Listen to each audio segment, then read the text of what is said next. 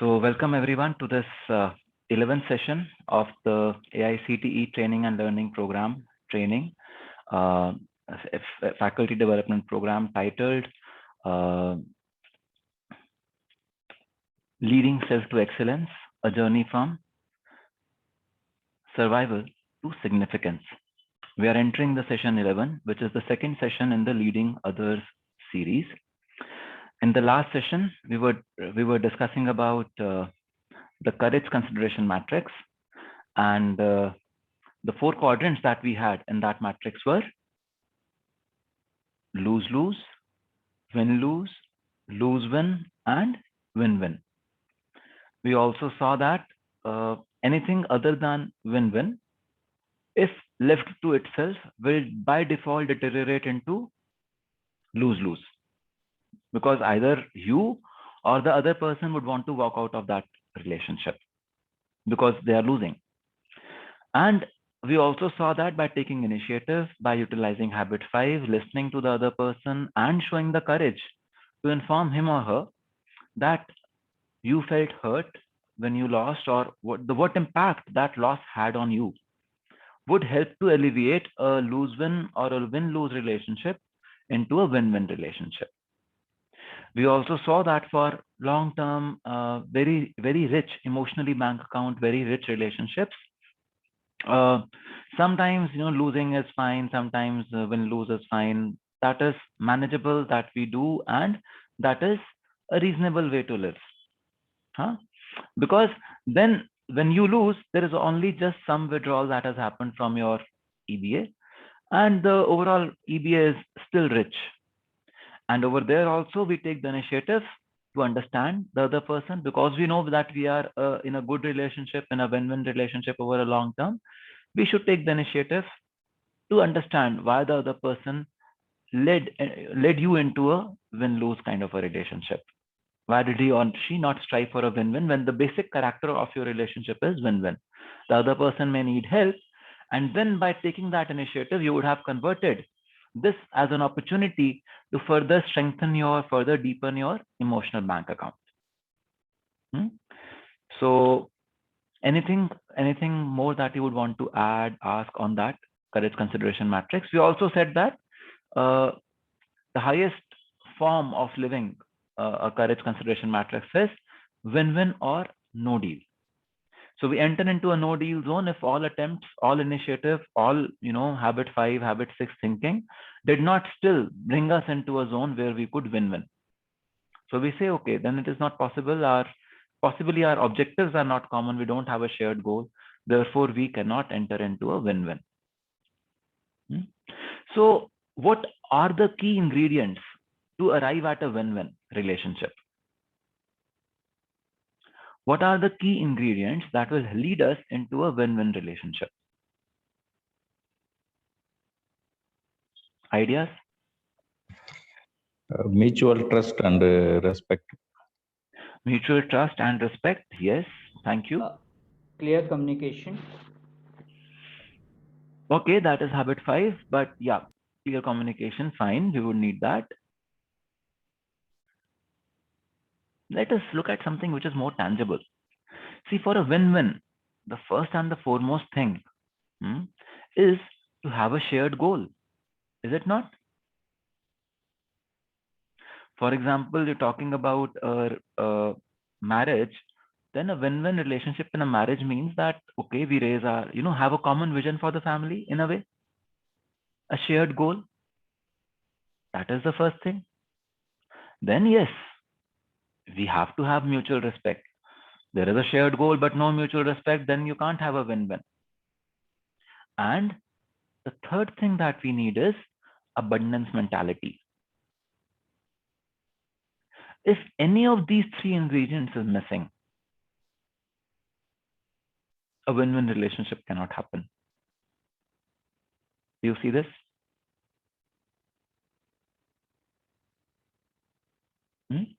Only when all these three are there, you can think of a win-win collaborative relationship. Any thoughts, ideas?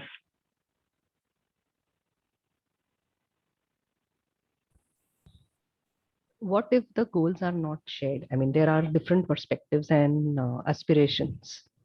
And you still want a win-win? Yes. Then uh, do we realize that each one of us has goals and missions at different levels? There is one mission statement, Rutu, that you have, another one that your husband would have, another one that you may build for your family. Or let us look at it from the organization's perspective. You as an individual have a mission statement, the department has a mission statement, the institute has a mission statement, the university would have a mission statement. Now, if we say that at the level of your and another colleague's mission statement level, there is no shared goal, then, and you still want a win-win relationship, then you go to one level higher. You say, we are both in ECE department, or we are both in law department, we are both in political science department. As a political science department, what is our mission statement?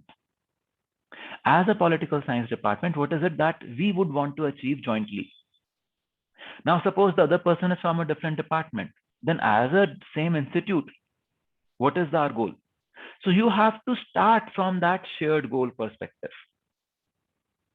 If you do not start from a shared goals perspective, neither that person would be ready to listen to your point of view, nor you would be ready to listen to his or her point of view. Is it not? Yes. So we have, see, if it is a long-term relationship, then at some level, there has to be a shared goal. Otherwise, you probably are not in a relationship at all. Are you able to see this? So we just search for that goal. We jointly agree that yes, this is a shared goal that we want to accomplish, that we want to complete as a part of our joint collaboration or relationship. Meghla, you want to say something?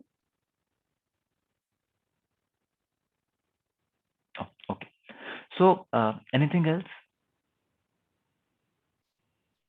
Sir, I have a doubt. So Yes, if we are working in a team and we have all these shared goals and everything, but still lack of mutual respect or abundance of maturity, we may not be able to reach to win-win situation, right? So in that case, even if we try, we will be helpless. so So let us. in Yeah, thank you, Radeshwari, for bringing this up, because I wanted to say something like this to introduce the next video. Okay, because in that case, I wanted to know how can we attain happiness, because we normally think that win-win will give us more happiness or meaningful life. So Yeah, so let us look at one example from Stephen, and we see what happens there. Okay, so okay, he thank you, sets sir. up so in this particular video, you will see he sets up the entire scene. The entire scene is full of competition. Okay. And even then, he will show that there is a scope to collaborate. So just let us look into this video. Can Okay. I just ask one thing? Yes, please. Would this also add a perspective to insecurity, which is there not just with us, but also with others? Yes. When someone is feeling insecure, that person will operate from a scarcity mentality. Why would someone feel insecure? Tell me one thing. See, we may be more capable and they may think that we will overtake them. Yeah. So what should you do at that time? We should take them into our confidence, and we should convince them that if we succeed, they will also succeed. We are part of the team. Yes. So we will go into win-win agreement. We will just go into that after this video. We will go into the win-win agreement only, and as to how to arrive at win-win, how to help people see that they will also win when they operate with abundance mentality. But yes, see, scarcity, the insecurity that people may have is usually because they feel that there is a scarce resource. And if you take more of it, there will be less for them. This is the ineffective paradigm, is it not? Yes, yes. So we have to help them shift their paradigm to an effective paradigm. So first we need to be convinced that there is abundance. If we are convinced there is abundance, then the other person needs can also be met. We are confident of it. Anuj, I think investment, like we have to invest more to the emotional bank, that we have to give trust to them. Yes, that will be required. But So see, that ultimately is where coming to mutual, the, when you yeah, bring in this mutual respect and you bring in this abundance mentality can only come when there is trust, Maladika. yes. So everything goes to the same direction, that you invest more to the emotional bank. Yes, that is where we talked about it before talking habit 4. Yes. है ना? Yeah, let's just look at this video where there is a competitive environment and even then they strive to achieve a win-win.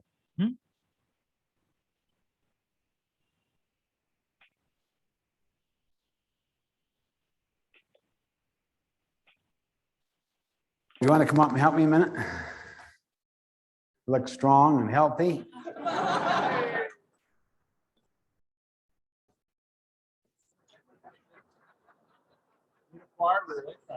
You also have a very good looking head. Mr. Hey, Anuj, video is Ron not has never visible. lost an arm wrestle. And I don't intend to now. Visible to us. You're Yeah, either it's going to be visible. down there or I'm going to be down there. Okay? Now, For me, not visible. Okay, I see will this leave and join triumvirate again. right there? They're going to fund this exercise so that if he puts me down here, he gets the dime. Okay? Can the three of you have pockets that deep? Stand over here a little more. And if I put you down here, that means you give me the dime. Fair enough? You can draw on all of those behind you. All right, now brace yourself, Ron. Keep your elbows close together. Okay. Now, you keep track. You tell us when to start, all right? What's your name? Colleen. You tell us when to start. Give us 15 seconds, all right? Now, if he happens to put me down twice, he gets 2 dimes. So keep track of how many times he puts me down or I put him down. Okay, give each other the intimidating stare. All right. Okay, wait, start equal. All right, tell us when to start.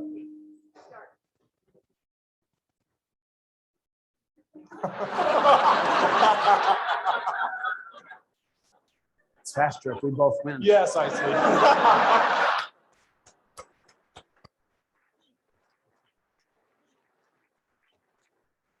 I mean, literally, see, everything communicates war, contest, win-lose. So while he's thinking win-lose, you think win-win. Habit 5, you always seek first the interest of the other. See, so we start with tension, then let him win, and let him win again. So gradually he starts to learn what's truly efficient.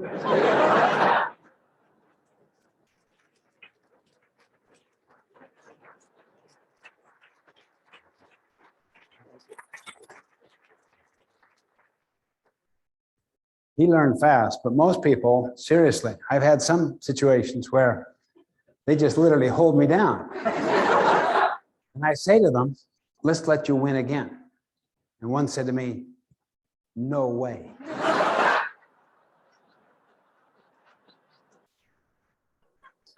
mean, seriously, win-lose poisons the mind. You don't trust anything, see?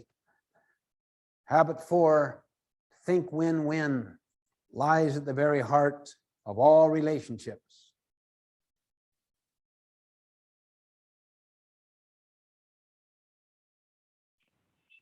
Yes. So you saw here how a completely competitive situation was transformed into a win-win situation also.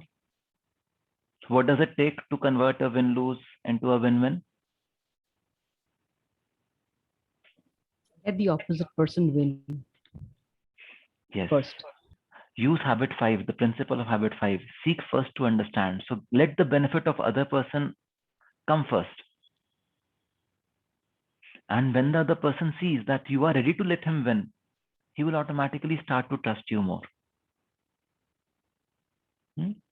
When that trust comes, okay, I've already won. So that scarcity mentality will go away.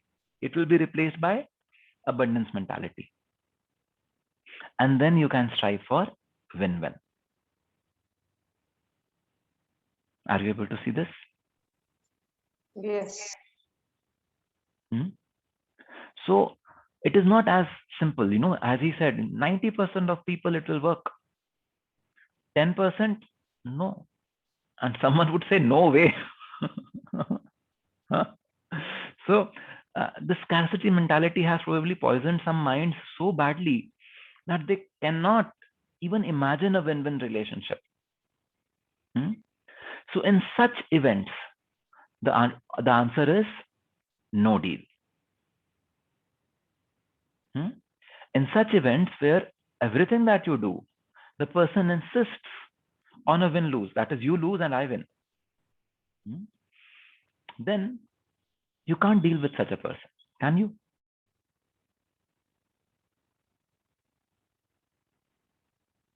When do you know? After letting them win a few times.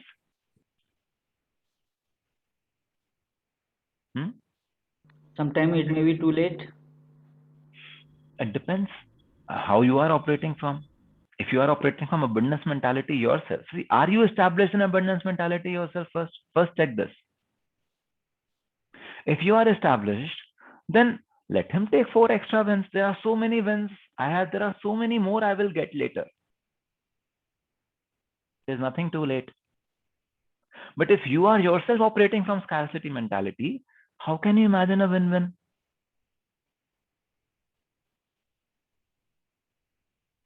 Are you able to see this? And it's this abundance mentalities looks very difficult, like, so yes. I don't know.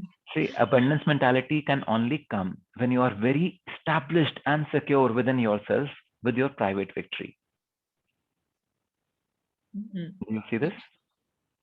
See, if I am confident, if I am operating on my Q2, if I am operating from my circle of influence, I already would feel so empowered, is it not? That I don't mind a few losses. I know it will come. There are so many wins to take care of later. We will have wins later. You're ready to wait. You're ready to wait for that win to happen. But if you yourself are coming, not secure in yourself, if you think, I need a win right away, then you can't wait. Then you're operating from a scarcity mentality. Is it not? So when we establish the private victory, only then public victory. See, that is why inside out approach. See, I personally find these 7 habits so consistent. They are like principles in themselves. The way Stephen has introduced them, first of all, the foundational principles. Without them, you can't even think of habit 1 also. Then from private victory to public victory, he then and again introduced the foundational principle. Without that, you cannot think of any of the 3 public victory habits. So we have to start from the mature, remember the maturity continuum. We have to start from that state, achieve that state of independence, of security within ourselves. Then abundance mentality will come, Monica. I think once we have a private victory, public victory would be like something which would come by itself. Like you won't have to put so much effort. No? Okay, because of private victory, you can then, but you will still, for example, let us look at the formula of a win-win. You need a shared goal. Rajeshwari mentioned that shared goal was not evident to her in one of her relationships. Yes, so sir. The knowledge that I need a shared goal to develop a win-win, that knowledge is still required. The tool of how to search for a shared goal, okay, go higher in the hierarchy. So Is it in the worst case, personal? both of us are human beings, both of us want to live a joyful life. That could be the shared goal. That is the worst case. I know. But that shared goal has to be identified. Only that is the common ground on which a relationship can be built. If you do not understand this aspect, win-win will not happen. So you will still need the knowledge and the skills related to habit 4. But those skills won't help if the private victory is not there.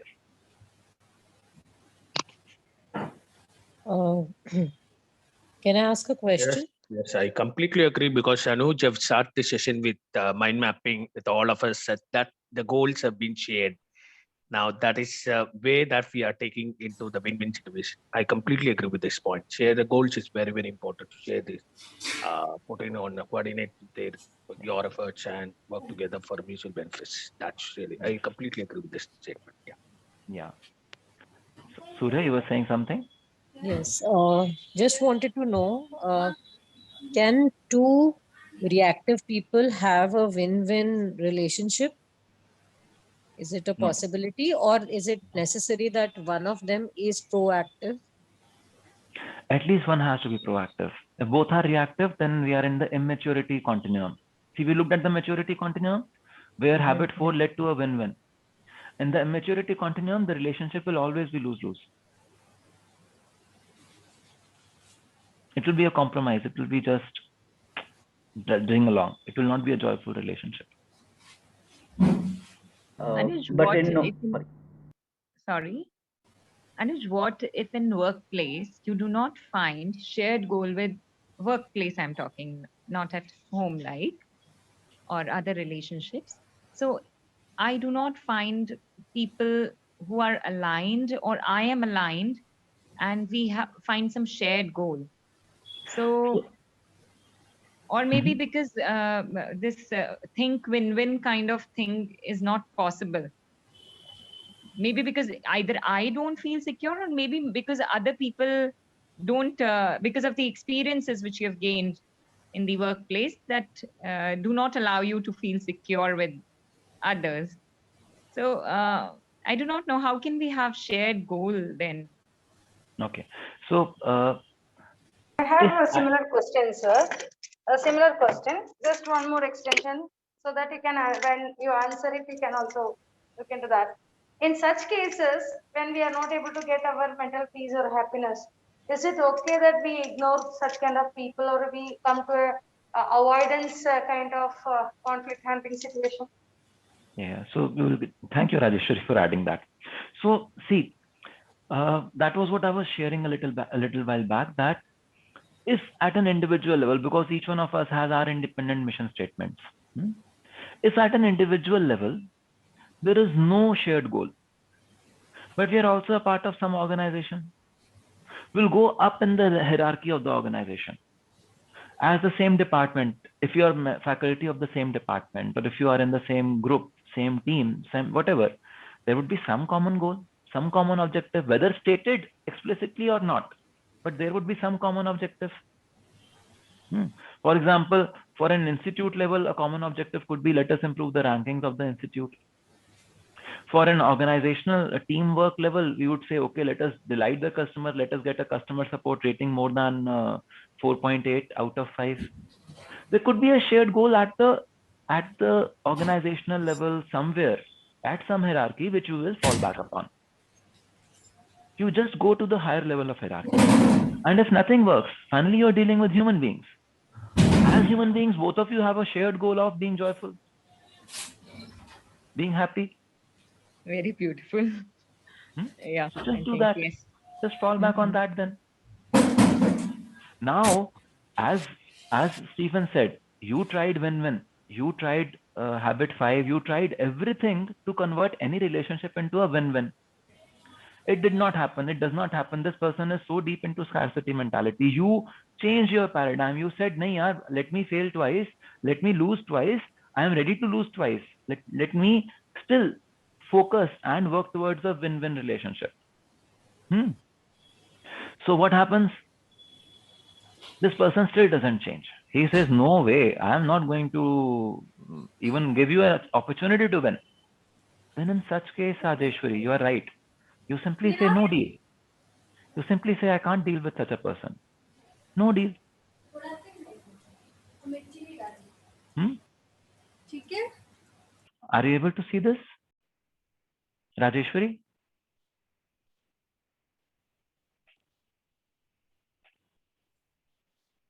Anuj, can I ask a question? Yes, Mohan, please. You have your hand raised for a lot of time. Yeah. Yeah, in academic circles, like always, it may not be possible to have no deal. My question is, say my superior, he may be academic coordinator of the institute. If he or she is unflexible, doesn't listen to the other person's viewpoint, but he is at a higher hierarchy level. So let us say, take an example, we are conducting an examination. The examinations we were conducting during the pandemic was online exams. Now the students have come back. So once they have come back to the campus, we want to conduct the exam offline because the students are there.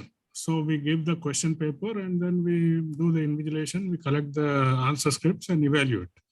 But the academic coordinator has different ideas. He says we started with the online mode in which we were, adopting a particular system. The questions were, we had a question bank and the computer was setting the questions and all this. So he says, continue with the online pattern. So he doesn't see the logic that the students have come back and we can easily conduct the exam. He says the student has to write the answers, then scan them, upload them into after that, the marks have to be done and he will monitor it. So now I cannot say no deal. I have to conduct the exam. But it is a lose. He wins every time because he is not prepared to change his viewpoint.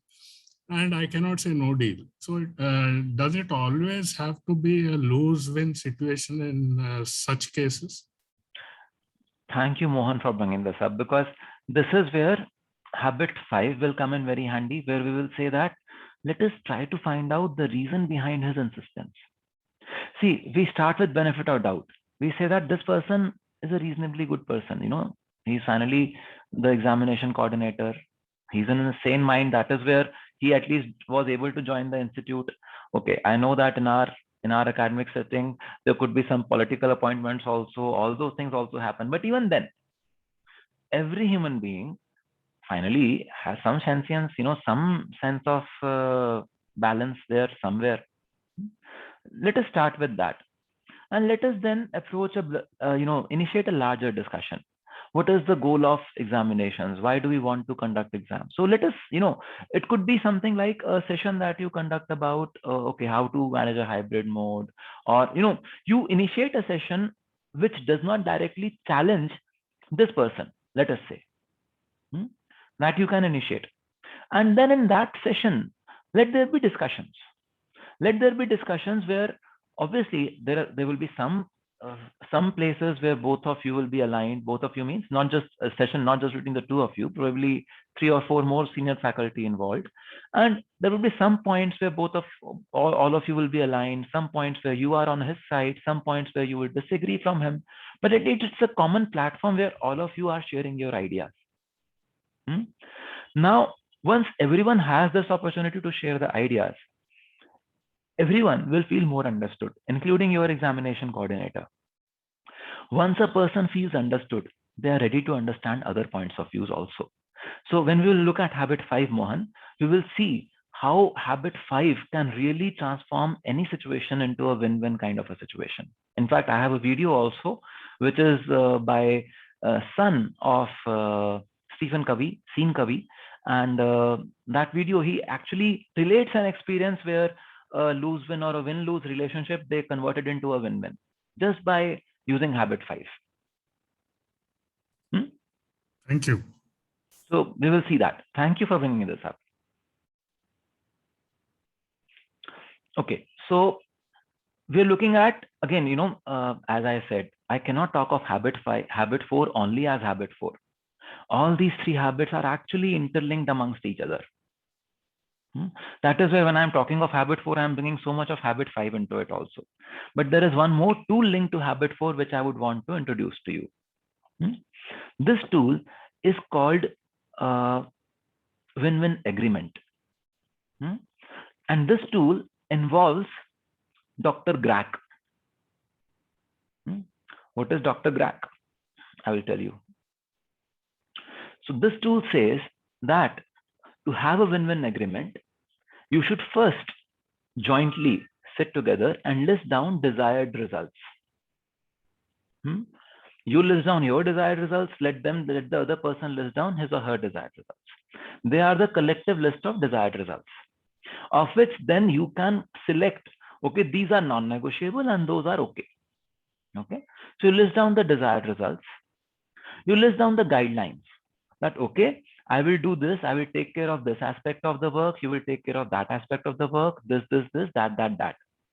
So you clarify the responsibilities in a way. So these are the guidelines.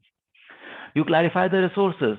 Okay, I will need this kind of a machine. I will need 3 students to work with me. I will need 2 stenos to be available on back and call. I will need this, I will need that, and what are.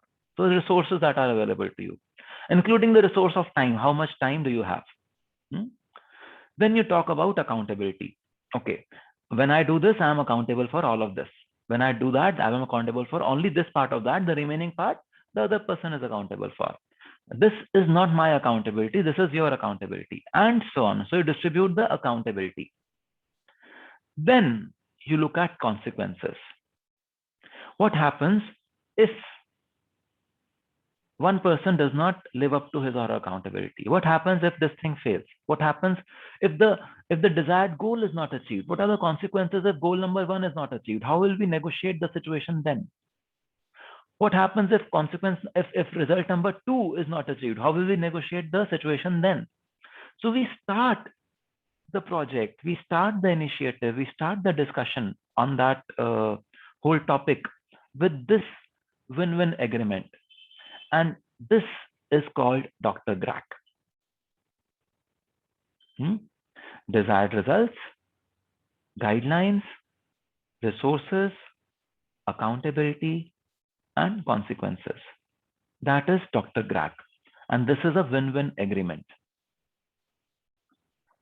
Now, even if there is a person who comes from a scarcity mentality, because the first thing you did was list down their desired outcomes, they feel assured that their outcomes are on the table. They will shift from that scarcity mentality to either neutral or probably abundance mentality. If you give in that discussion due weight to their results, and you say, okay, this is a very legitimate result that one may ask for, so let us keep that also as a desired result for the entire initiative. Are you able to see this? Any questions? Yes, sir. Any ideas, any thoughts?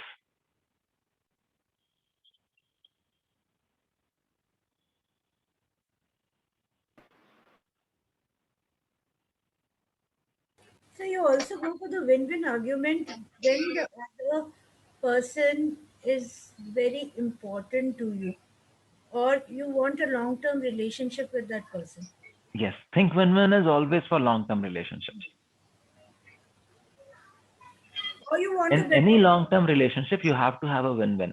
Now, what we are talking about, I'm sorry, what we're talking about over here is a win-win agreement in a largely professional setting. See, in a personal setting, in a private setting, you will not go and sit and say desired results and guidelines and resources like this. Would you?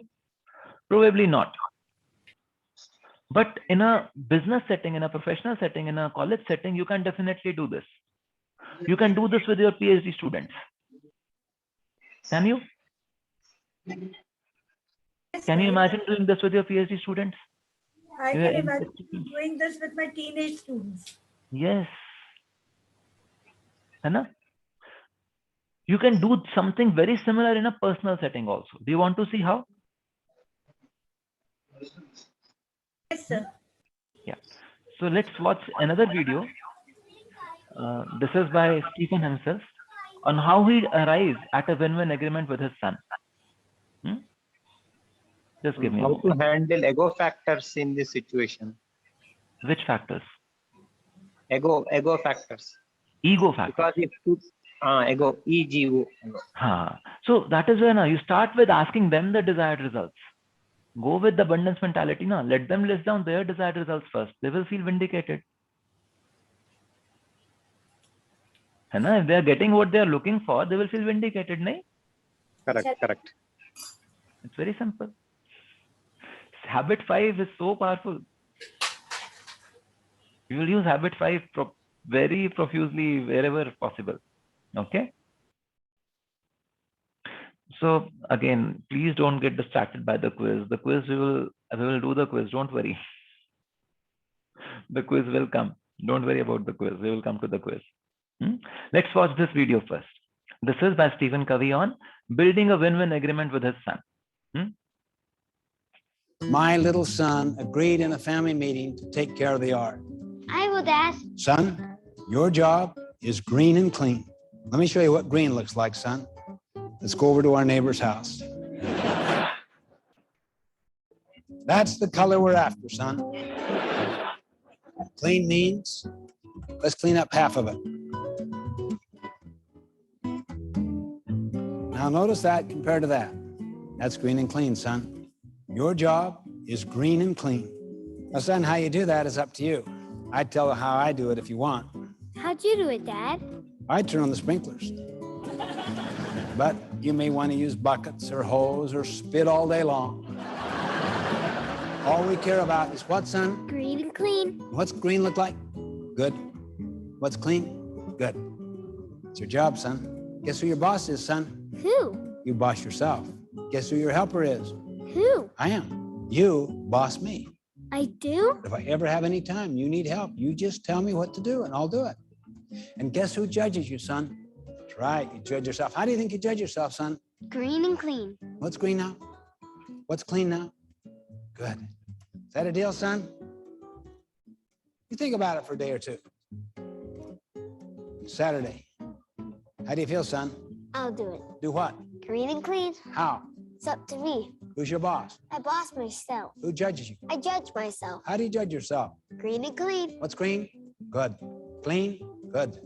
Who's your helper? You are if you have time. What if I don't have time? I gotta do green and clean. Is that a deal, son? Deal. Deal was made. You did nothing.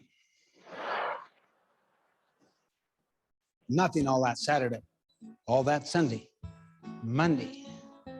It's Tuesday morning, going to work, hot, summer day, burning up, yellowing, neighbor's yard, green and clean, manicured, garbage strewn right down the side lawn from a Saturday night barbecue, falling out the bottom of the sack, 3 feet from my car.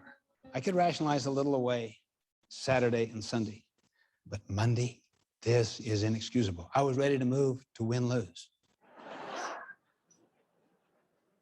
Now, son, you get out there, you get over here, or I'm telling you, the moment you do, you kill the goose. You kill effectiveness. You go for efficiency. Yeah, he'll clean that up. And what happens tomorrow when you're not there? Bite your tongue. Reaffirm your purpose. Raise boys, not grass. I'll see what it looks like tonight.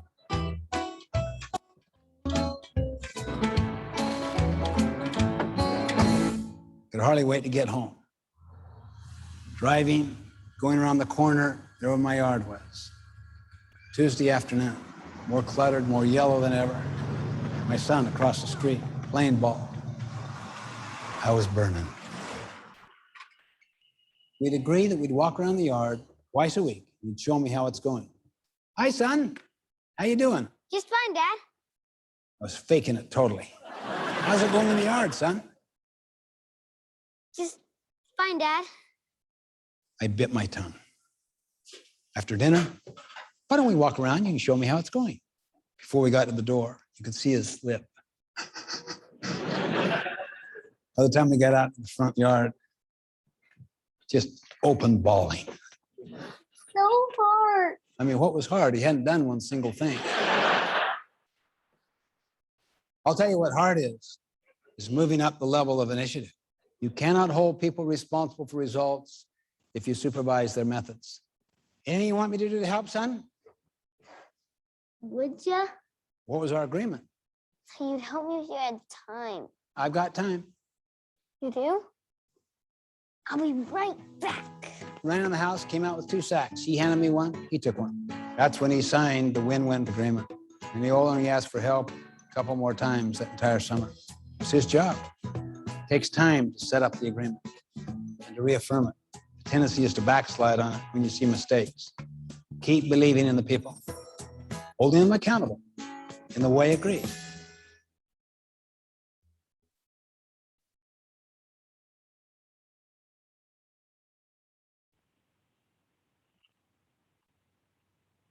Okay. So that was clean and green. So ideas, thoughts, comments.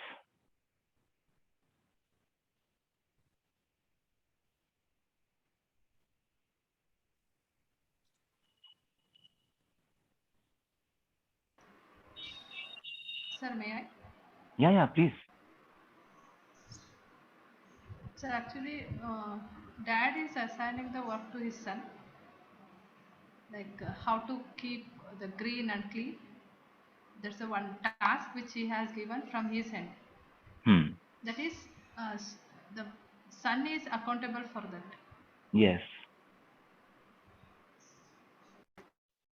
So you see, this is a beautiful example of empowerment. So many of us, we have our PhD students. He built this exactly Dr. Grag kind of an agreement with his son. And in many relationships, we may not be able to actually come up with a formal DRAC. But we can still talk of all these different aspects, agree on them. And as Stephen said, it takes time to establish an agreement. You may write it down, you may agree verbally, but it takes time to establish it. Why does it take time? Because the person has to understand that he actually is being empowered. The person needs to develop his or her capability also to be able to do that task effectively. So you cannot simply say, oh, we entered into a Dr. Grag agreement and now everything is up to you. When you empower someone, you have to handhold them to do that activity for the first few times. And then it becomes a win-win agreement. You establish that win-win agreement. Okay. Meghla, you have a question? Actually, I want to share an experience. Yes, Meghla. I had a student who had anger management problems, small child, class 6. She used to, she couldn't control her anger. She used to hit other students. She used to bite the teachers, to kick the other students. So the counselor and I sat down together and we thought we devise a different strategy this time. So we bought a doll, the one which doesn't fall down when you pummel it, and put it in one of my rooms and then called the child and told her, because the child said, I cannot control my anger. When I'm angry, I'm very angry. I just cannot control it. So our aim was to make her do the anger management thing, to able to control her anger. I said, whenever you feel angry, you leave the class, come running down to my room. The toy is there. Pummel the toy till your anger disappears. Then sit down and tell me why you were angry. And then when you feel calm enough, you go and join the class again. So this continued, but then you leave the class immediately. You don't hit anybody. You leave. The teacher will not stop you. The moment you feel your anger coming up, maybe small things, maybe whatever it is, come and you hit the door. And you then can, when you calm down, you can go back. So we tried this for a couple of months. She started understanding that point that she's to run out, she's to come back. Then we told her, now see if you can hold your anger for a few seconds. Few seconds, not much more, just a few seconds. Try. If you can't, you can't. If you can, you can. But try. So she tried doing that. Slowly, she was able to hold anger. Then we kept on asking her, why are you angry? what are the things which trigger your anger? Why do you feel like this? Do you feel left out? Whatever the reason. Started understanding. It took a year, but she learned anger management. And the doll is still there for others. Thank you, Mekla, for sharing this. It is so beautiful the way you helped the child with developing a sense of self-awareness. Then imagining an alternative. Okay, when I'm angry, I do not have to hit. There's an alternative. I'm imagining a different alternative. I will run downstairs and I will hit the doll. And then you told her as to choose this alternative every time. So use the conscience and choose this alternative. And to develop that will, beta, just do it. You just do it consistently, and then gradually, little by little, you use these 4 endowments to help her manage her interiority better. Thank you, Mekla. This is such a beautiful sharing. Thank you, sir. Actually, it was such a sense of accomplishment when the child learned anger management. Yes. Today, she's a very successful executive in a multinational, but she still follows that anger management principles. Yes. Thank you. Because Thank you for you sharing. change somebody, but you can help them control it. Yes. Thank you. Rutu?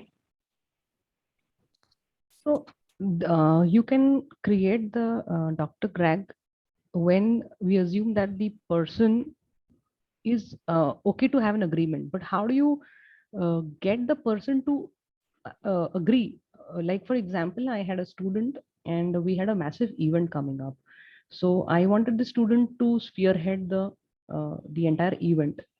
Little later on, maybe after 2 weeks of actually announcing that this person would be the Spock, the person, single person Single of point contact, of contact. I realized that this person was actually not agreeing to spearhead it. He was just because he was whatever the CR of the class or whatever, he had taken up. He had not willingly taken up. So basically, even after having the Dr. Greg in place, I sensed that he would not be able to carry the show on, and it was 2 weeks into the event already.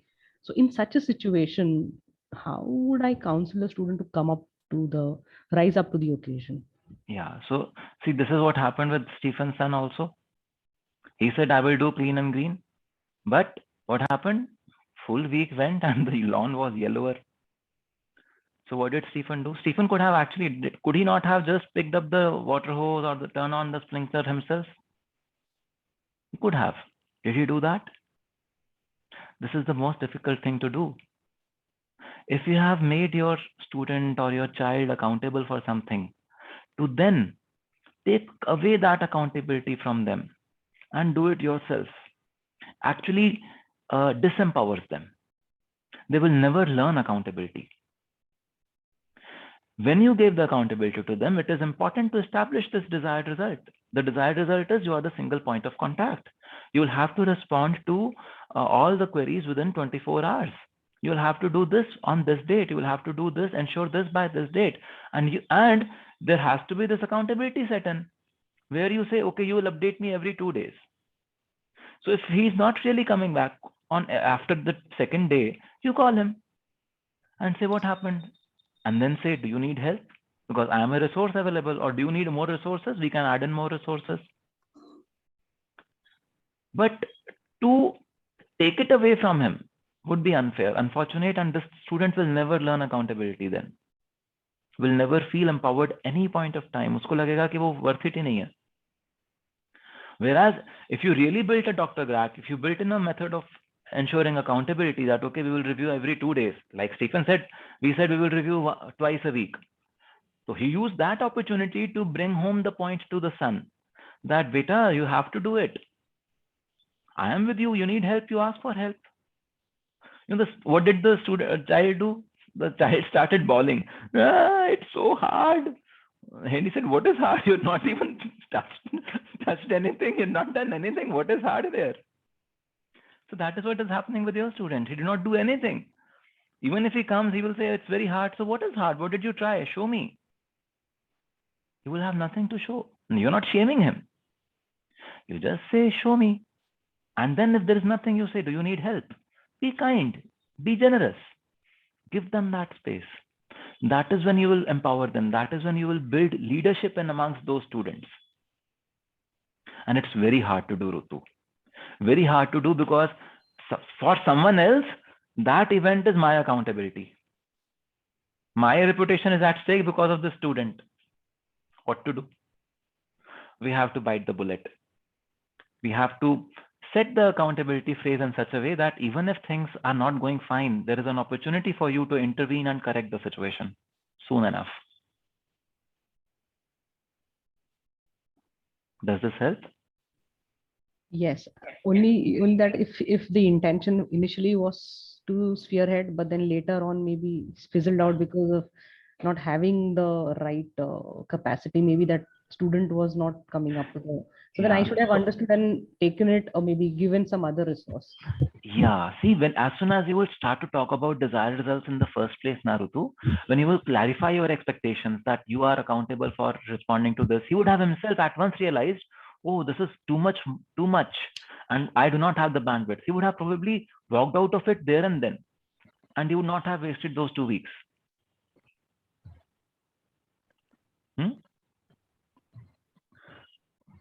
Vinay, you want to add something?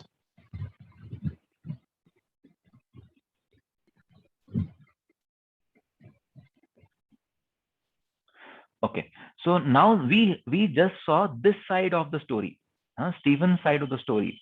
Now, what about his son?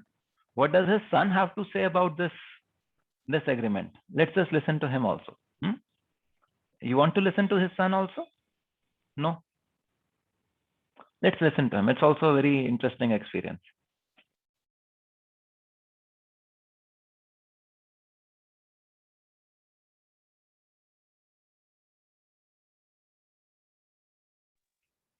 Not able to hear the voice.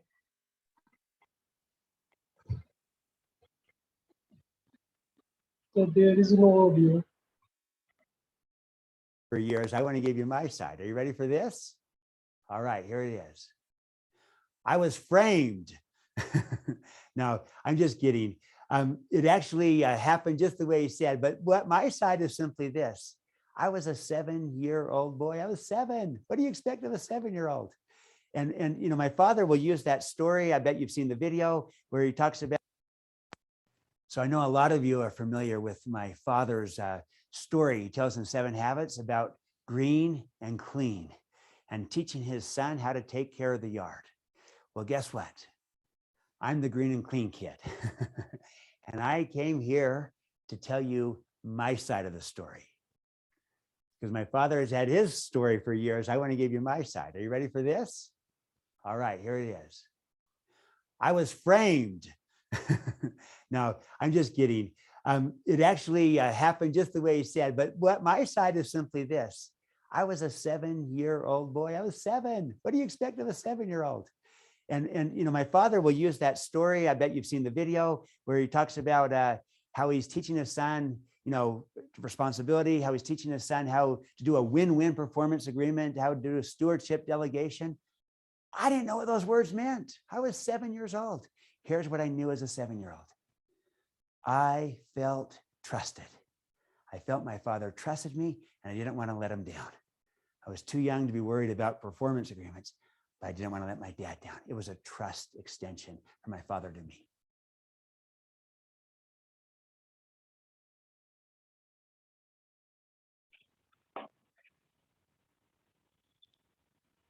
So do you see what was happening in the child's mind? While you were building that win-win agreement, the child felt trusted. At times, you know, we hesitate from making such an agreement with our child, with a student, because we feel that the student will feel burdened. But see, the child's perspective was that he felt trusted. He felt that the father has posed faith in him. He's so young, but even then, the father is ready to empower him, give him the responsibility, which is important to him. So delegation is indeed a very, very strong and important virtue of a good leader. And it starts with a win-win agreement. And one of the resources has to be you, ready to support the subordinate at all point of times. Questions?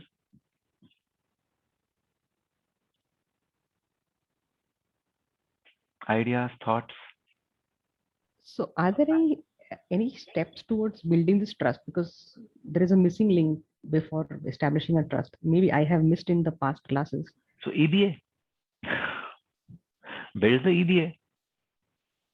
Make deposits.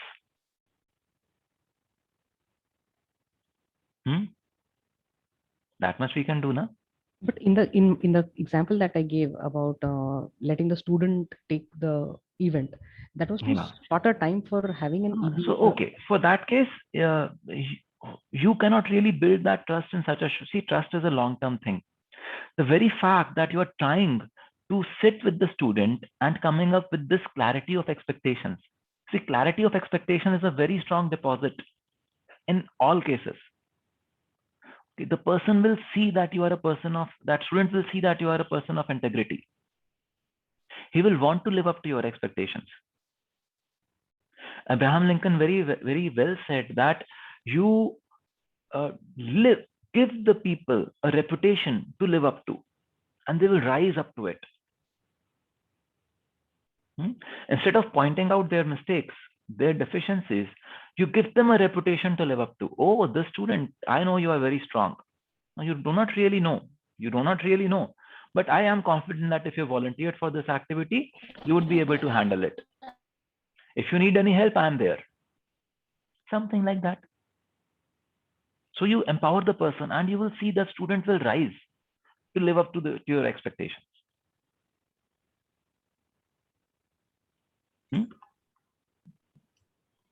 Kavalpreet?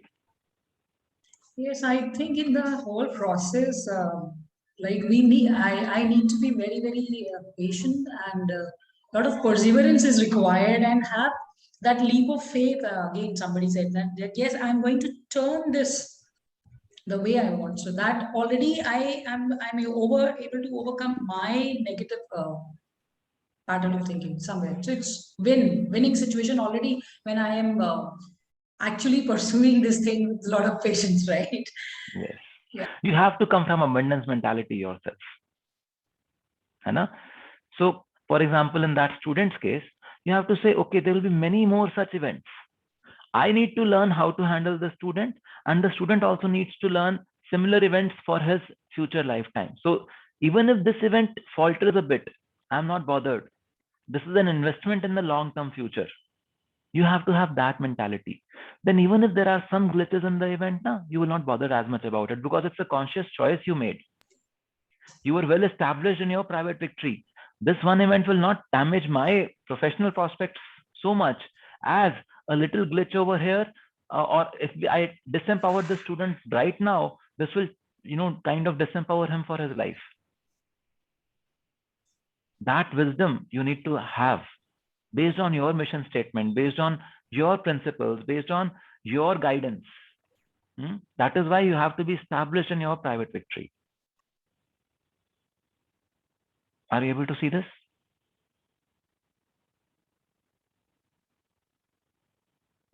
If you could add a little more about empowerment.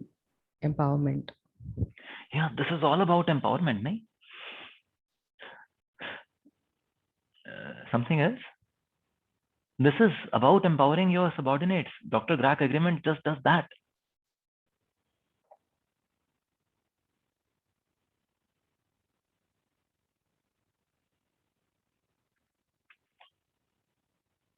We can talk more about it tomorrow. Don't worry. We will have one session where we will pick up all other things, all pending topics that you may have wanted to discuss and we are not able to discuss in this session. We'll pick them up tomorrow. Okay. Just reflect on this. I think Dr. Grach is a very powerful method to arrive at a win-win. So may I share something more? Yes, please, Mekla. Yeah, so there's a student, in online classes, the biggest problem is they don't switch on their cameras. And sometimes, especially with younger children, they have to. And they don't answer when you ask them. Maybe they're sleeping, maybe they're eating, this happens. Very normal. So there was this child who wouldn't answer, and the new class for me, so the other children gave me the feedback that she doesn't answer. She doesn't switch on her camera, she doesn't answer. So I spoke to her parents. I said, "Okay, what is the problem?" They said, "Nothing.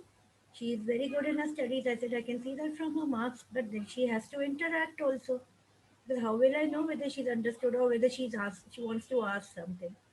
So anyway, I said I'll try. So what I did was there was this project where, and in online classes doing projects as a group activity is quite difficult.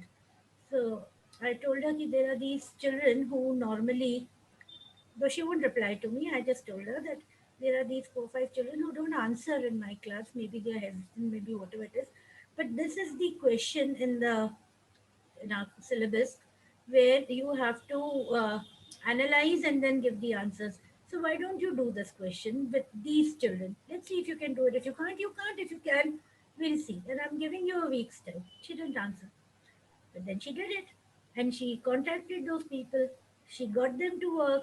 She presented beautifully. And now she's answering and switching on her camera. So sometimes, the reverse psychology also helps. Yes. Yeah, at times we just have to say that, beta, you are responsible for this. And that in itself is empowerment enough. You give them and they will find a way out. At times, a student may need support. So you should be ready to be of help if they need that support. She came back to me saying that this girl is not answering, this girl is not picking up my phone. I said, keep on trying. I'll talk to them also. You keep on Yes. trying. I know it is difficult. That is why I've given it to you. Because I know you can do this difficult job. It's Yes. not an easy job. If you want 1 more week's time, take 1 more week's time. But Yeah. try your best. But she Give did them it. the reputation to live up to, and they Yes, will live yes. up to it. I told I've her, seen this with so many I people. know you can do it. So you keep on trying. And now you understand the difficulty I have in the class when you don't answer. Yeah. You gave her the empathy experience, huh? Okay, good. Now, let us say all of us, so many of us are teachers over here. What can we do to build a win-win system in our classes? Do you realize that the regular normal curve grading system is a win-lose system? Do you realize that? So there are people who say there is only 10% of students who can get an A. What does that mean? There is a scarcity on the total number of A's you can have in the class. And this is artificial in nature, is it not? Can we build systems wherever we are, whichever college, school, wherever we are? Can we build systems which are more win-win in nature? What could be a win-win what could be a win-win grading system, for example? We start with the premise that no child is academically weak. There may be reasons for the child being academically weak, but instinctively nobody is academically weak. Maybe the concepts are not clear, maybe the base is not there, so we work on that. Yeah, that is one thing. I'm talking about the assessments. How can we make assessments or grading finally, which is a win-win system? Today it is a lose-win or lose. It's a someone wins and someone loses. Or there is an inbuilt scarcity there because there could be some guidelines that not more than 5% A's, not more than 10% A minuses. Many of you would have similar guidelines for in your college. Those of you have such guidelines, can you just put a +1 in your chat window? So we try different types of assessments which suit the children. Like somebody may be very good at drawing but may not be good at expressing himself or herself. So we try multiple disciplines, multiple assessments, group activities where every child has a role to play, and then assess and tell them what we are going to assist them in. So that is a beautiful way of going away from this scarcity mentality. What else can be done? We don't only use quizzes or pen and paper tests or something like that. We see the abilities of the students and then we tailor our assessments based on that so that everybody has a chance to score. Maybe not in one test, maybe in another. Meghla, this is probably doable in a small class. Yeah. When I have 120 students registered for my course, can we do it? I'm speaking about schools or college. I have not taught, and only once I taught in the college, my students were so interested in learning that I really did not have any problems in that. Yeah. So We can implement a peer assessment. Like for example, if I have 60 number in one class, if I divide them into teams and if I give an assignment, I will evaluate the total assignment quality, and I will also ask my student teams to evaluate the others, the peer members in the same team based on their contribution towards this particular assignment. But I'm not sure whether it is a win-win or it also become win-lose or something like that. Yeah, if someone is coming from a scarcity mentality, they would say, oh, if I give this person more marks, then he will get an A and I will have to, live with A minus. So let me reduce his marks. One thing I did with my class 12 students was that was a computer teacher also. So class 12. So I asked them, there's a topic on internet, networking, history of computers, which is taught right from class 1 till class 12. So instead of teaching it in the class, I made groups of students and send them, 2 students, 1 student, like that, to those classes which had arrangements. And I told them, now you go and teach this topic there to those students. Okay. And then we had a peer assessment also. We had a assessment from their students also. So I remember one assessment which said he's a wonderful teacher, but he should improve his handwriting. Nice, nice. That's So another way of assessing a student, that he teaches or she teaches, you assess. Or the yeah. peer assessment is there. The students are also assessing, and then you grade. So they used to prepare and go, because some of the students, like if they went to class 9th or 10th, they were very savvy with the networking concepts. So they had to prepare for the questions. Yes. Thank you, Mekla, for sharing this. So I still do not have an answer to my earlier question. Do we have this grading system in our colleges? Like, we have like outcome-based education. So there we like what would be my methodology of teaching? What will be the course? So it's kind of just like win-win agreement you have over here. Yes. Where we have the desired results, then guidelines to what would be the resources. That all we are providing in hand to the students in the first inductions. Yes. So, and with every exam, you have the answer keys, which has complete detail about what 2 marks are for what purpose. So it's all detailed. So I think that outcome based, like what action is going to result. So basically it comes from bottom up approach kind of. Yeah. Yes. So this is very important, Monica. Thank you for sharing, because in this kind of a method, the student already knows what to expect in a course before even enrolling for it. Yeah. And what I do, for example, is that I put a benchmark. I say that anyone who scores more than 80% in all the different components of my course, I will give them an A, even if they are falling out of that regular A bracket from the percentage point of view. So what does that do? That establishes a benchmark which is independent of anyone else.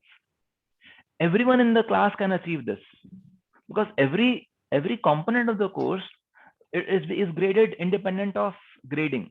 If every quiz is graded according to whatever it is, every exam is graded according to how you perform. So if everyone performs well, then everyone in the class can get an A.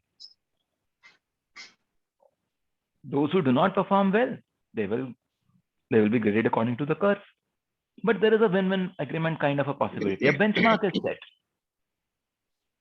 Seshu, you were saying something? Anuj, is this scarcity mentality related to half glass of water, which is half empty, and some other people look at this same glass of water as half full? Not necessarily, Seshu. For example, if I say that only 5 people in this class can get an A grade, then it is not about someone interpreting it. I have made the resource of A grade scarce. It is really scarce. Whereas there was no need. I could have simply put a benchmark. Anyone scoring more than 90, I will give an A. And that was good enough. Okay. Let them score more than 90. Let them work hard and score more than 90. You be assured that someone scores more than 90 deserves an A. If you are sure, you just put it like that. Okay. Are you able to see this? So Yeah, it's not about my perspective. Our systems at times introduce this scarcity. So it's not about someone experiencing scarcity out of their mind. No, no, no. We introduce scarcity in the system itself. And as leaders, as someone who now knows this concept of win-win, we have to remove the scarcity. We have to at least create mechanisms that win-win happens. Okay. So with this, let us watch a very funny thing of lose-lose. What if you don't get into win-win, you get into lose-lose? So what is lose-lose? Just let's see one example. It's seen from a movie where they ended up in a lose-lose situation, and it's fun. It's fun. And just after that, we will go into the quiz. Share.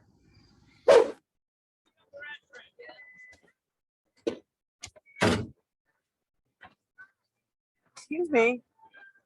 I know you didn't think anyone would catch you, but you just slammed your door into my car. The least you can do is say you're sorry, lady. You don't have to take that tone. It's not like I'm hurting your resale value.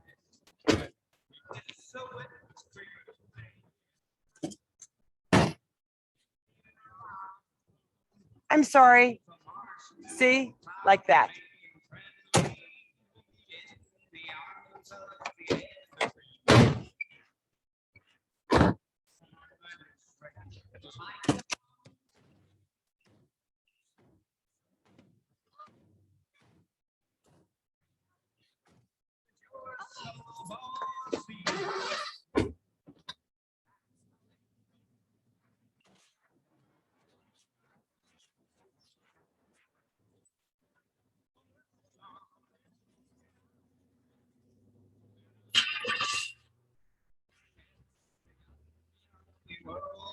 Sweethearts, take a walk with your friends. It's a sugar date. What if spring is late and winter it's a marshmallow world?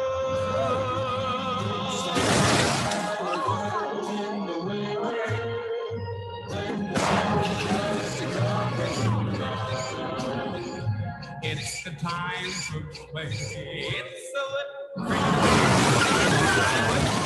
it's a whole year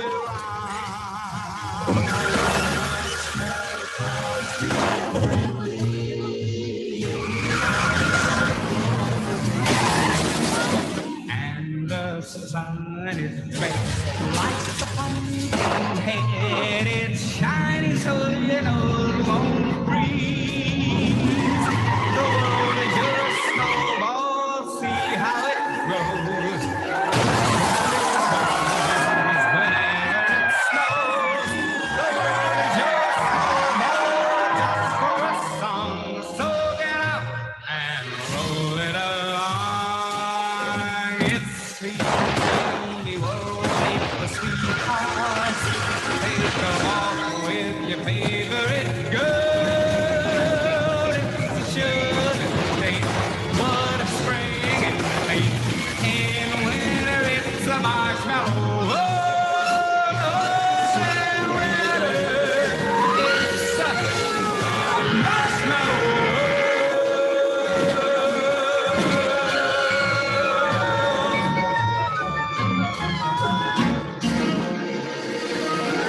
I don't know what happened. I just lost control.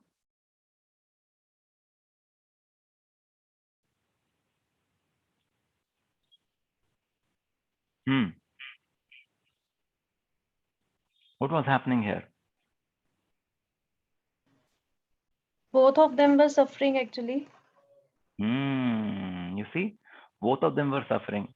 In the last part, when both of them were driving towards each other, facing each other, if you looked at just their expressions and you know the feeling, it felt as if they are driving at a very high speed and they are going to smash into each other, and this all is in slow motion. But then to give you the right perspective, there was this man with a shopping cart just walking past, and he was able to walk past in a cart faster than the speed of this car. Did you notice that? So Yes. when we enter into this lose-lose thing, no, they were not winning, Vishal. They were losing, both of them. Where was the win?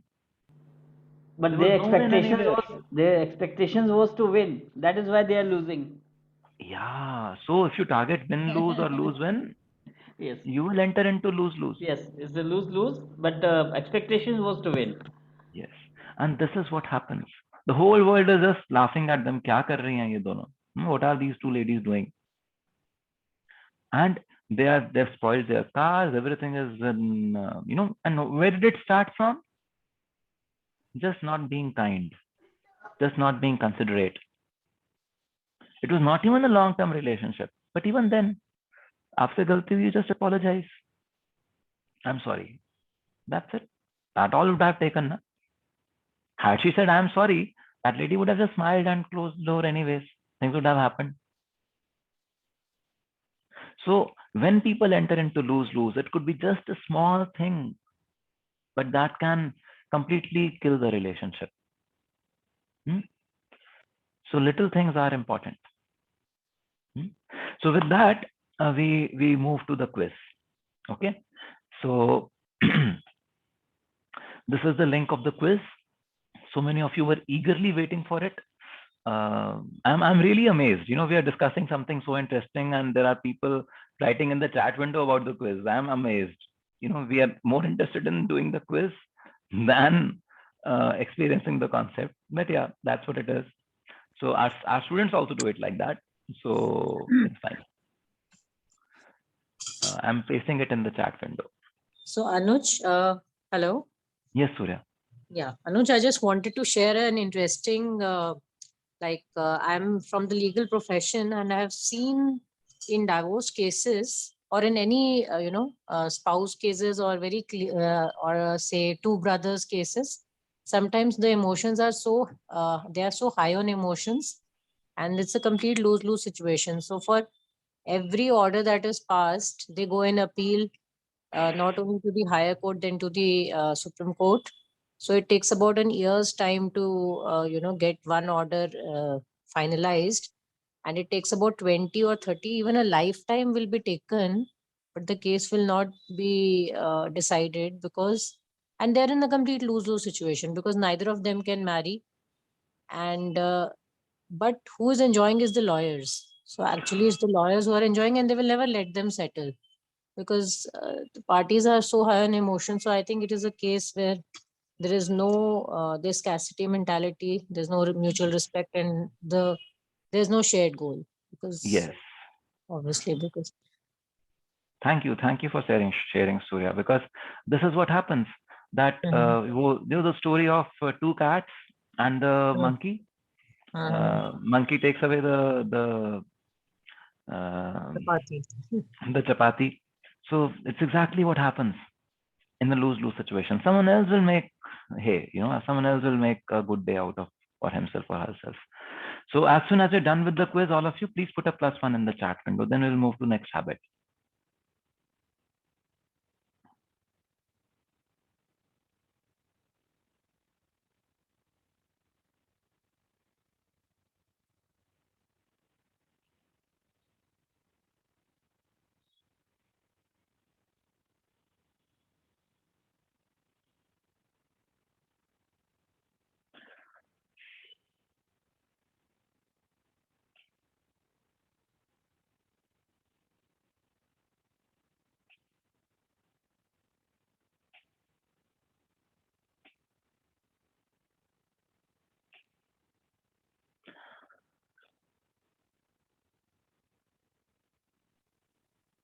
Anuj, may Yes. I ask something? So, Yeah, please. you attempt to basically achieve a win-win situation in every relationship. I'm just wondering about this answer. So, will I not try to have win-win? Is it just a collaboration or sharing something when I have a shared goal? Because a shared goal is also that we are human beings, right? So I think I would be attempting a win-win. I'm always having a win-win kind of relationship, or I'm attempting for a win-win. Will it not be true? Yes, in every long-term relationship, Monica, that is what the principle says, that effective long-term relationships rely on So one aspect you told that we are also human beings. You know, sometimes we might not be able to deal with some people. Uh, yes, because it's totally, maybe someone is out of principles and the other is not able to settle. So in that case, we settle or we do a win-win. Like what I understand is, I'm okay with the person even after, even if we are not able to collaborate, because we on the grounds of human beings, beautiful human beings, kind of this. I mean, we all are beautiful souls, so that kind I'm able to settle down with that person. So is it not that it's a So win-win again? no. So what you're saying is, so देखो थोड़ा सा फर्क है Monica over here. What we are saying is we have to identify a shared goal. That is, we both want to be joyful and happy. That could be a shared goal. That we are both independent, beautiful souls. That is a reality. Okay. You can't target that. That is already there, is it not? So win-win cannot be. I mean, with the people whom we do not have a deal, right? So With people that who we will do not not have be a a, win. so So people if who we it's do a not, no-deal situation. yeah, someone is not entering into a win-win, you go to a no deal. But in every relationship which is long-term and you want it to be joyful, you should attempt a win-win. So it should either be win-win or no deal. Okay, so let me be very frank. If it's my head, right? So we had a very beautiful. You got on mute, Monica. We were together. We were sharing work also, and we were eating together. So that's what I called as a general a colleague relationship kind of. But later on, after the other person became the head of the. Monica, you're going on mute intermittently. Sorry. You went on mute intermittently. So what I have understood till now is that you have this HOD who was earlier a friend, and you had a very wonderful relationship with her, and now this friend of yours is now an HOD. I've understood till here. Am I right? Yes, and now there is a lot of kind of stretch in our relationship, that's it's just with the like kind with me, not with others that much felt. You know, though there is a change in her behavior, but it's more towards me. So sometimes I understand maybe with some people, someone's behavior is more, you know, someone is different, which is not, which you really can't find the answer. Or so, let us use habit 5 there, Monica. Okay, there could be a reason why your friend is now slightly strained in her interactions with you. We need to use habit 5 to find it out.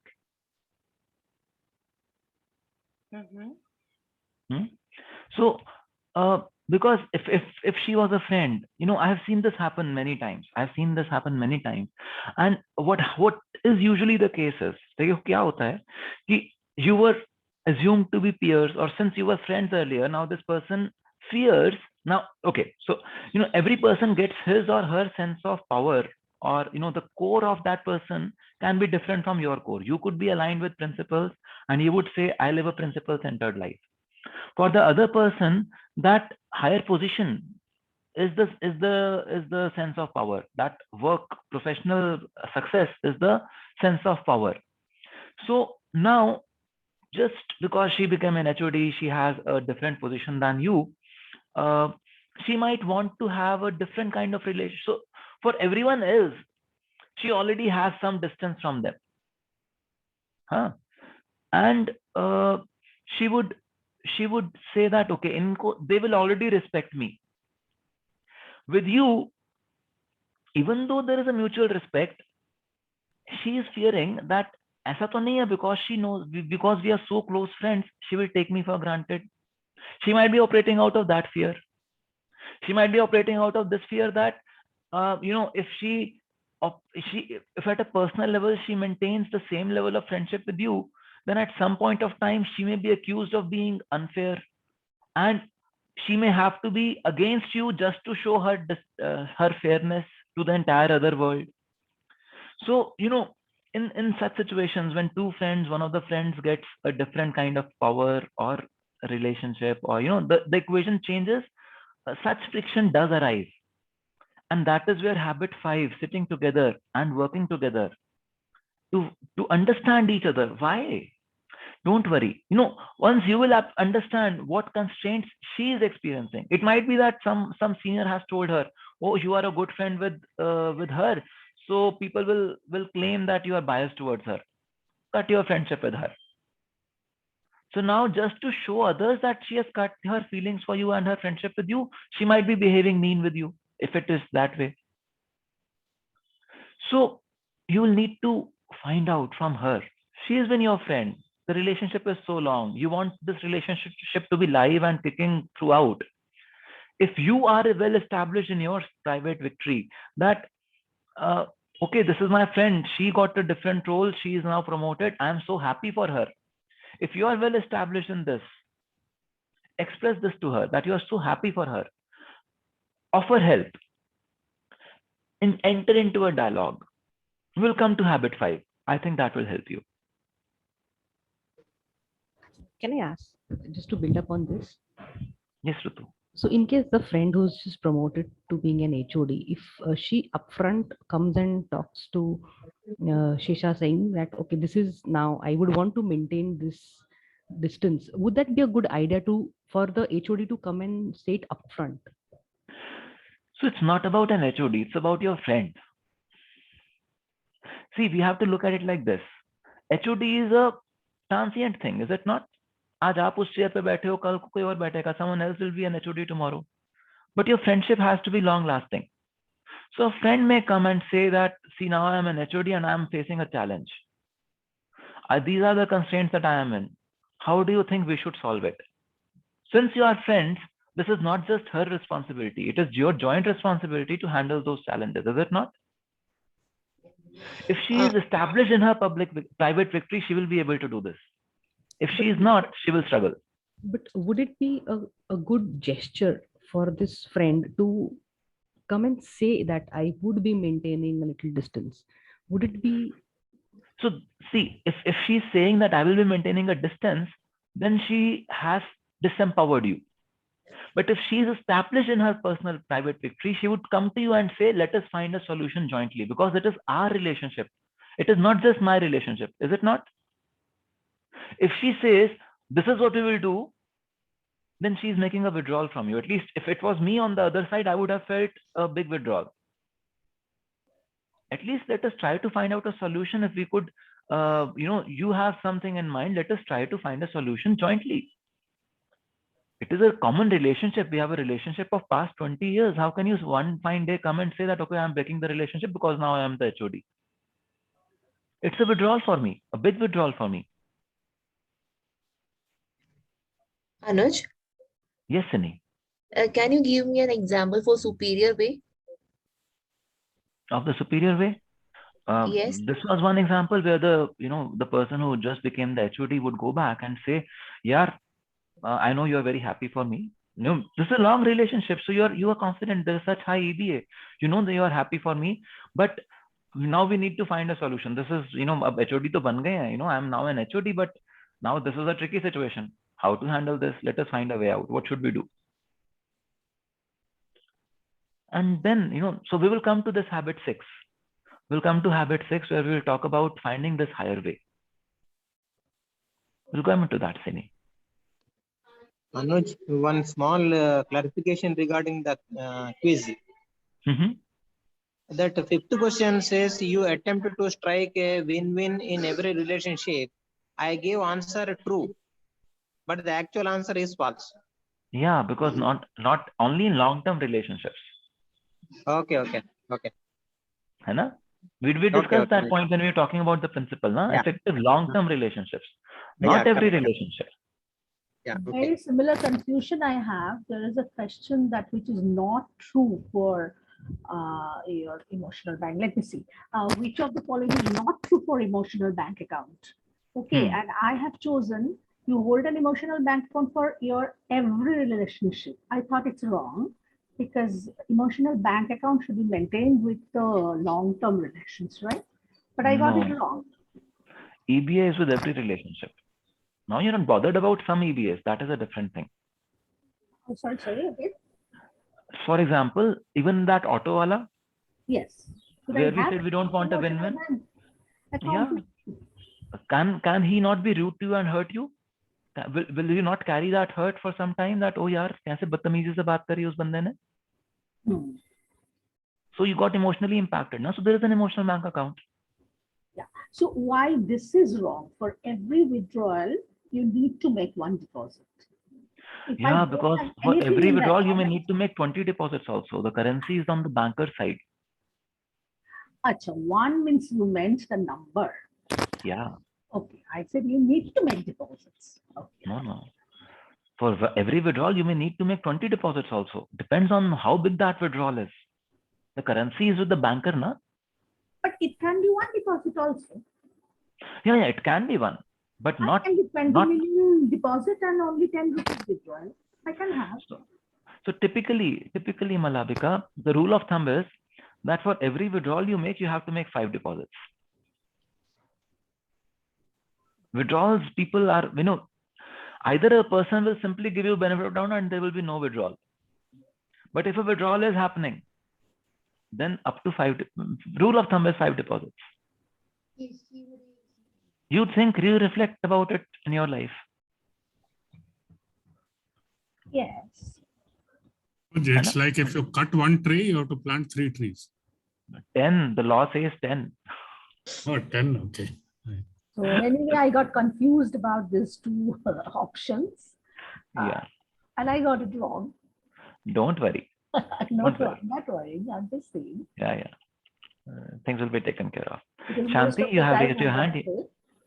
Yes, Anuj. Just now, I think one of the madam said about the HOD's problem, right? At least he would have informed that, okay, I became HOD and we should maintain a distance. But generally, people will show that in the behavior. That now they became superior, no? Automatically, That is the a behavior withdrawal. change, the way representation will change. Yes. So that is very much horrible than this. Yeah, that is a withdrawal. Yes. So again, see different intensity of withdrawal. Someone came and told you, I will be withdrawing, I will be now maintaining a distance. That is a withdrawal. Even for me, even that is a withdrawal. Someone just behaving badly right away without even telling me, that is a much bigger withdrawal. Instead, if my friend would come to me and say, yaar, how do we handle this? Now that we are here, how do we handle this? Let us work it out together.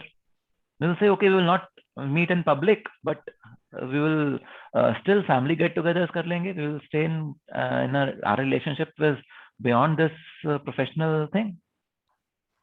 I can share with you, I have held a very beautiful relationship with my manager when I was in ST. At a personal level, we are like brothers, but at a professional level, absolutely no leeway. Even with my subordinates. At a personal level, we would be very close, but at a professional level, we have this fairness principle always there. So if we are mature, if we are established in our private victory, we can handle this. If we are not established in our private victory, we may want to bring in additional mechanisms in place.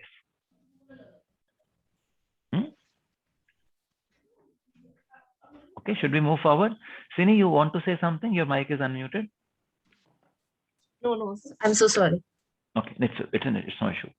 So now from here, I believe all of us have done the quiz. I see quite a few +1s in the chat window there. So now we look at habit 5. Habit 5 is seek first to understand, then be understood. It is the habit of mutual understanding. So habit 4 was the habit of mutual trust and respect. Benefit. Think win-win. Habit 4 was the habit of mutual benefit. Habit 5 is the habit of mutual understanding. So what is the principle over here? The principle over here is to communicate effectively, we must first understand each other. To communicate effectively, we must first understand each other. The ineffective paradigm is I listen with an intent to reply. The effective paradigm is I listen with an intent to understand. Now just reflect. When you are in a situation where you have a disagreement with your spouse or with your friend or with your boss or anything, your subordinate, that person is putting forth his or her point of view. How do you listen? Do you listen with an intent to understand or do you listen with an intent to reply? अच्छा तुम ये कह रहे हो, इसका जवाब तो ये है ना मेरे पास. I have the answer to this question. I have the answer to this what do you say, plea or whatever. How do you behave when this happens? So Anuj, the first effective paradigm, right? When I just listen and sorry, as per the effective paradigm, right? I listen with an intent to understand. So once I understand, so I need not to reply. So the first. So once you understand, your response will anyways be appropriate, na? We will see how to reply. So don't worry. We will come to the tools. Just don't get stuck with this. We will talk about how to reply. It's a communication. So we have to reply. But how are you listening? That is the first thing. Yeah, excuse me, sir. The first principle of counseling is learn to listen and to listen effectively. Don't jump in with advice. Don't react. Yeah. Listen effectively, try to understand. Yes. Listen with an intent to understand. So how do you, so those of you who in even a situation of conflict are able to listen with an awareness that I want to understand this person's point of view, please put a +1 in the chat window. Those of us who do it sometimes, put a +2. Those of you who are not aware, put a +3.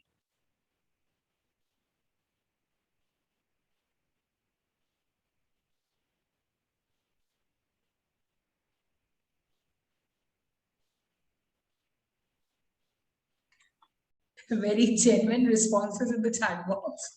Yeah. See, it is all of us, na. Hum hi to hain. I'm Yes, also that. obviously, I cannot fake with my own self. I need not to be. Yeah.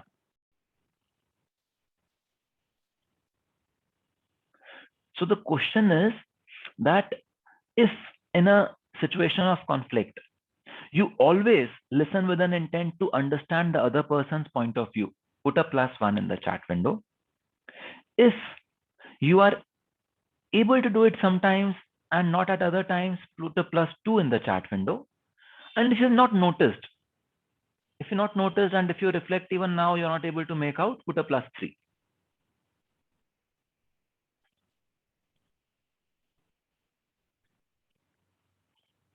So I see that many of us are able to do it sometimes. A few of us are able to do it at all times. So can we reflect within and say what happens when we listen with an intent to understand the other person's point of view? And how is it different from when we listen with an intent to reply?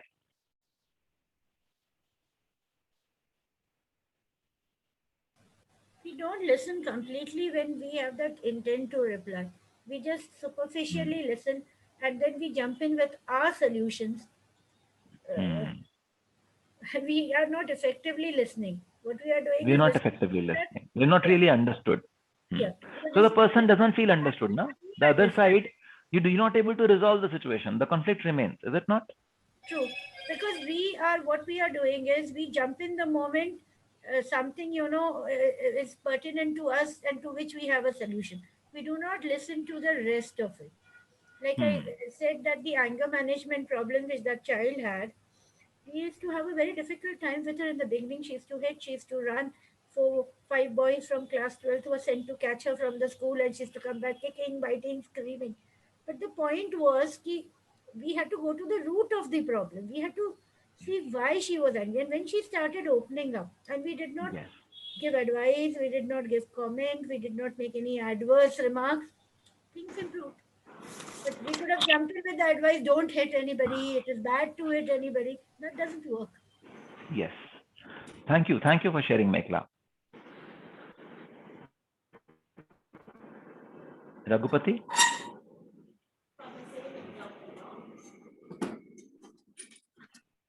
Okay.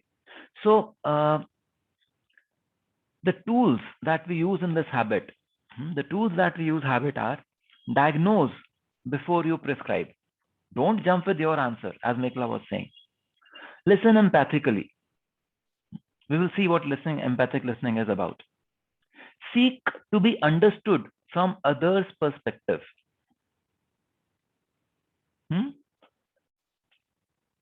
And the results are greater influence with others, solutions to complex problems, clarity on real issues, and faster problem solving. Stephen very, commonly says that with people, slow is fast. It may appear that empathic listening or diagnosing before prescribing takes much more effort, much more time. But unless you diagnose properly, how can you even prescribe?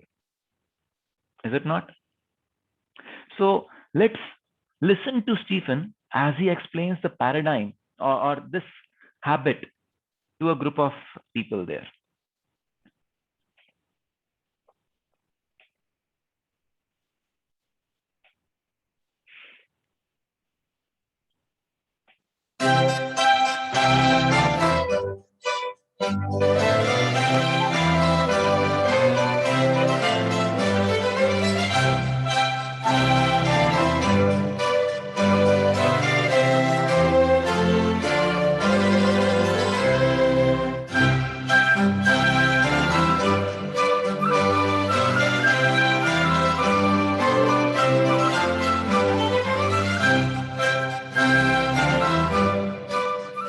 You study every field of human endeavor.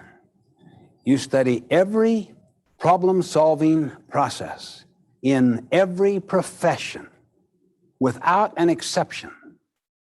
And you'll always find to understand precedes action. To understand precedes judgment. Lawyers go through a discovery process, often even prepare the case for the opposing counsel. Doctors diagnose before they prescribe. Teachers pre-assess before they teach. What does the amateur salesperson do? Sells products. What does the professional salesperson do? Sells solutions. It's habit 5. Seek first to understand, then to be understood. The tendency in almost all people initially is to want to be understood, or if they do seek to understand, they seek with the intent to reply, with the intent to in some way influence, to some way bring the person about, to accomplish their own end, not with the intent to understand. Now, what's your first name? Hal. Hal? Why does Hal wear those glasses? See better. Okay, but what did the optometrist do before he prescribed? He diagnosed. The optometrist tried to understand. The optometrist was first influenced before attempting to influence. And that helped in the diagnosis and the prescription. And that is why Hal wears these glasses. Can I borrow your glasses for a second? You'll love these. These will really change your paradigm. These are more powerful?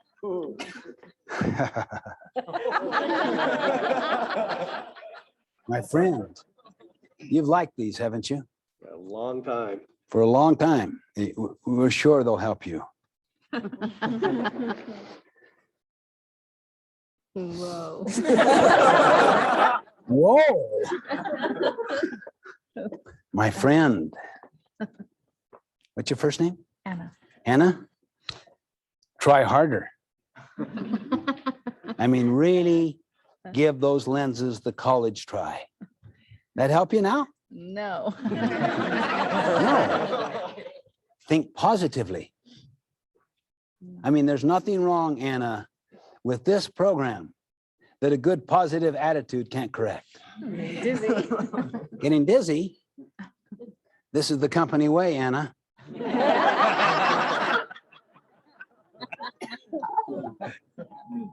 How current your resume? You like them now? No. They look good on you, Anna. Wouldn't you agree? Oh, Yeah. See, we all feel they look good on you. Anna, daughter, your mother and I,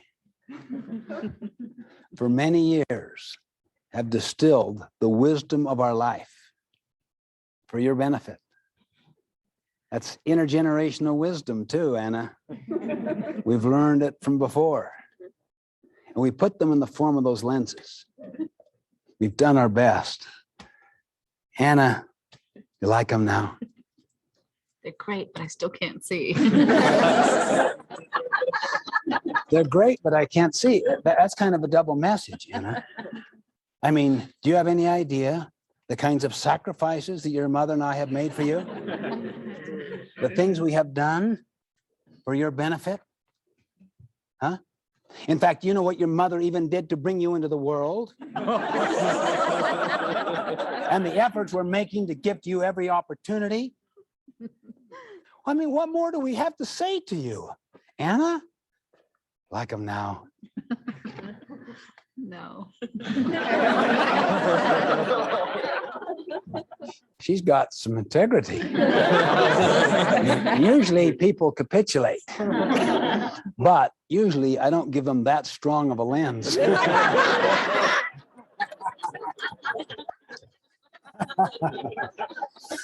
When they capitulate, I then move to the next person. How do you like them? I like them.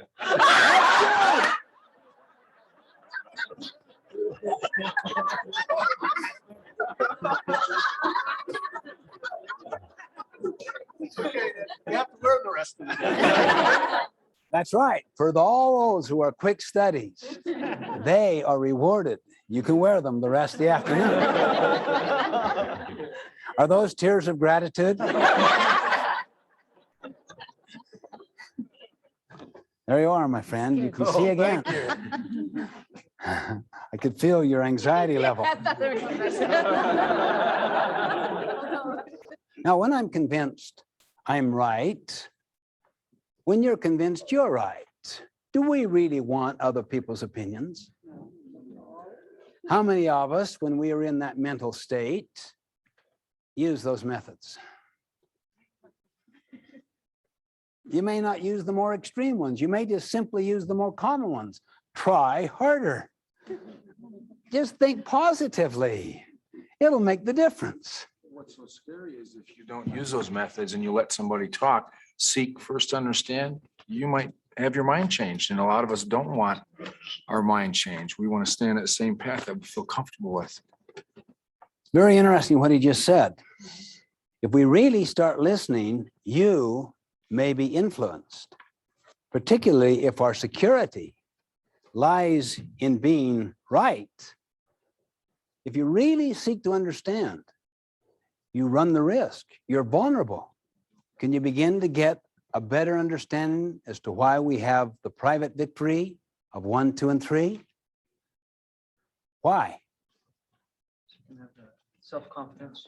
Okay, the confidence, your security comes from integrity to principles, not from being right. So you could be the first person to say, I was wrong. You learn real fast. But almost everyone is anxious to prescribe glasses for eyes they have not diagnosed, because if they really engage in a meaningful dialogue with me, they become vulnerable themselves. It exposes sometimes their own center, their own need to be right. their own need to give wise counsel, to shape up this son, this daughter, this employee, even this customer. You don't know what you need. We know what you need. We'll tell you.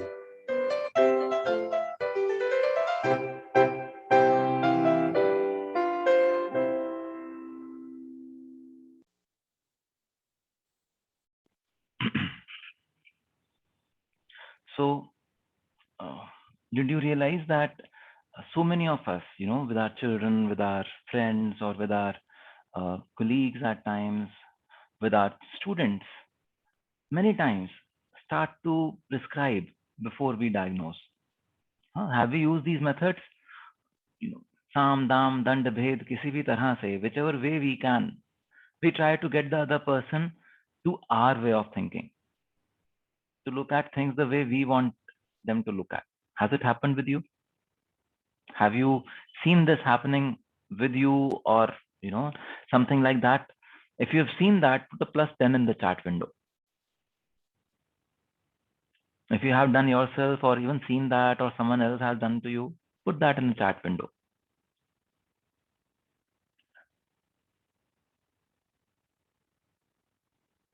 So what happens when you are kind of being emotionally blackmailed? See, your mother and I, we have done so much to do something, or you blackmailed your children with that, huh? Do you even know what your mother, what all your mother had to go through to bring you to this world? Or things like, at our this set of, this is what our family tradition is. This is how we do in our family, and you have to do it. All that. If you've been through something like this, what was your experience of it? How did you feel at such times?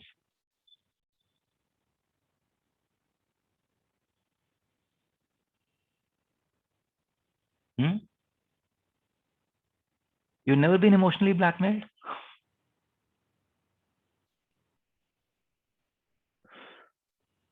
So when you did it to someone, you felt guilty. Okay.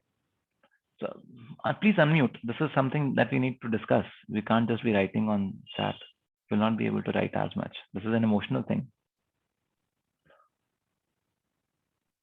We feel sad, melancholy. We feel sad. We feel violated. Yeah. This person didn't even listen to me. They just pushed me into this. Surya? Somebody, as if somebody is blackmailing us. So the joy of a relationship goes away, is it not?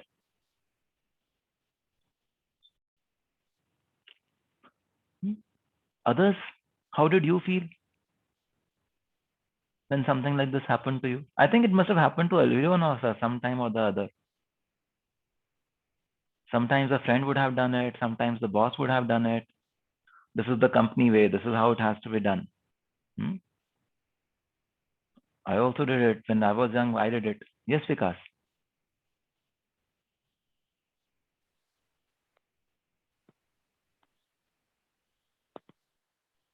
Vikas, you can unmute yourself and speak. Am I audible? Yeah. Yeah. So this is best for you. You'll get to know once, like after some start doing this, you'll get to know this is best for you. Even though we don't realize this is going to be good, or in fact we not good. Still, we are told this is good for you. Don't worry. You'll get to know after you finish this thing. Yeah. So how do you feel at that time? How did you feel at that time when you were told this? Like really bad. It's like, explain me how it's going to be good, right? Cannot understand that. I won't put my full energy into it, right? So I would be in the dilemma of whether to trust, whoever, whether it be it senior or maybe some professor or maybe manager. We are like, okay, this may be good, but in that, had it been clearly, explained, we would put our full energy. In this scenario, like, okay, you do it, you'll get result out of it. They're like, okay, let's see how it goes. So that satisfactory, so that will not come. Yeah. Thank you, Vikas, for sharing. Jyoti?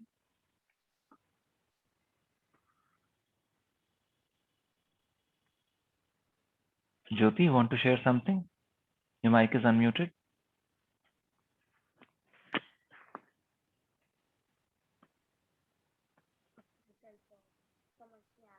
May I? Yes, Rutu. One feels very used, like a resource. You feel like you've been denigrated from the level of a human being to a resource. Trust and confidence goes off. Trust and confidence goes away. So when this has happened to us, should we be doing this to our children or to people around us? No. No. So we need to first seek to understand, then be understood. We need to understand what the problem is, and only then, if needed, provide a solution. So towards the end of this habit, I will show you a video where you will realize that a solution at times is not even needed. All that is needed is the sense of being understood. Sir, it is better if the solution comes from the person who is posing the problem rather than you giving the solution. Actually, the solution is always with the person himself or herself. Exactly. The solution is always with the person. Just that they are so emotionally charged up at that point of time, and they're not able to see it. Yeah, your job is to get the solution out of them without advising. Actually, your job is just to remove that emotional block. Yeah, by removing that emotional block, but They will see the it should be a solution. solution they come up with themselves rather than your advice. Yes. They will be able to see the solution themselves. See, it's like a haze. Emotions are like a haze. When they are there, they cloud us. They cloud us. Is it not? Something which is so evident to everyone else, we are not able to see even that solution in front of us. So, as friends, as people who are helping another person find a solution, all that we may need to do is to remove that haze. Once that haze is removed, the person will see the solution himself. You don't even need to tell it to him or her. They will see, they will operate, they will come up with the solution themselves. Okay. With this thought, like that is the power this habit has. Let us take a break now. This is 2 o'clock. We will meet now at 3 p.m. and we will close this habit, and we will also do this meditation of having joyful relationships towards the end of today. Okay. So thank you, everyone. See you at 3 p.m. then. Please join a few minutes in advance, because we start the discussions right away, and if you join late, you miss out those discussions. Thank you, sir. Okay. Thank you, everyone. See you at 3 then.